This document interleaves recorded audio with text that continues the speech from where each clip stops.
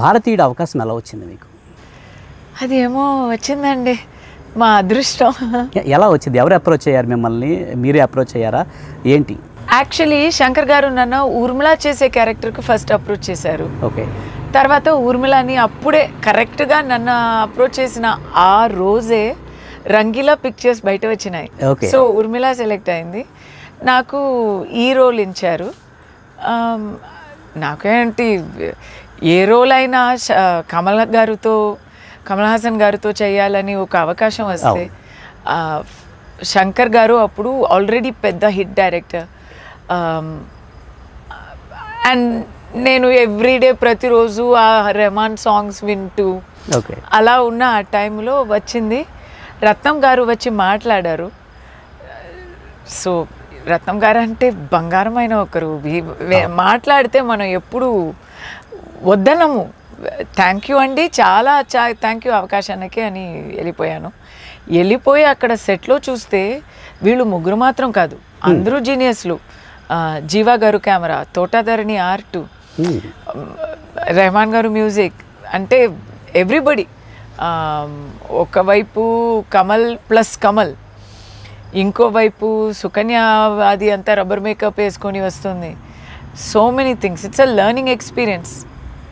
అప్పటికే కమల్ హాసన్ గారు చాలా పెద్ద హీరో, అలాగే శంకర్ గారు కూడా చాలా పెద్ద డైరెక్టర్. అయితే వీళ్ళతో చేసినప్పుడు మీ ఫీలింగ్ ఏంటి? వాళ్ళు మీతో ఎలా ఉండేవారు సెట్లో? నాకు ఒక స్కూల్కి వెళ్ళినట్టు ఉండింది.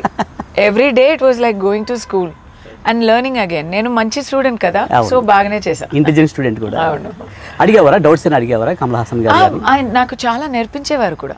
చాలా ఆ సాంగ్లో చూస్తే పొయ్యికాలు కుదిరే, దానికి తెలుగులో ఏం చెప్పాలి? గుర్రం, వాట్ యు కాల్ దట్? గుర్రం డాన్స్ ఆడతాం కదా, ఓకే, దానికి ఏం చెప్తారు? ఎగ్జాక్ట్గా తెలియదు నాకు కూడా. ఓకే, దానికి ఆ పాటలో చూస్తే పొయ్యికాలు కుదిరే అంటాము తమిళ్లో, నాకు తెలుగులో తెలియలా. It's a very typical Tamil folk art. Okay, అది రియల్ ఆ బొమ్మ తీసుకొని దాంట్లో ఆడాలి. అది నేను కొంచెం కష్టపడ్డాను. కమల్ గారు నాకు ఆ ట్రిక్స్ అంతా నేర్పించేవారు.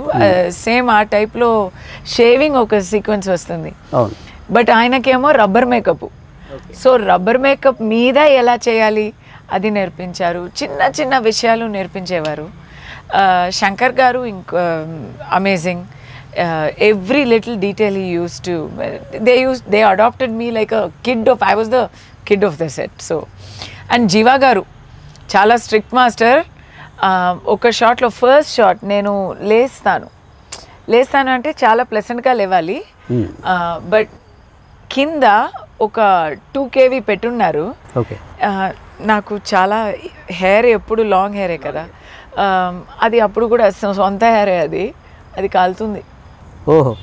కాలుతుంటే నాకు ఇక్కడ అంతా నొప్పేస్తుంది, స్మోక్ కూడా వస్తుంది. సో నేను కదలాను. సో జీవా గారు ఇంకా నాకు గుర్తుంది, నన్ను తిట్టారు, కదలదు అని. సార్ కాలుతుంది అంటే, కాలితే ఉంది జిడ్డే కదా, పోతే పోనీ అన్నారు. సో ఆ పేషెన్స్ నేర్చుకున్నాను, ఆ పర్ఫెక్షన్ అది అంతా నేర్చుకున్నాను.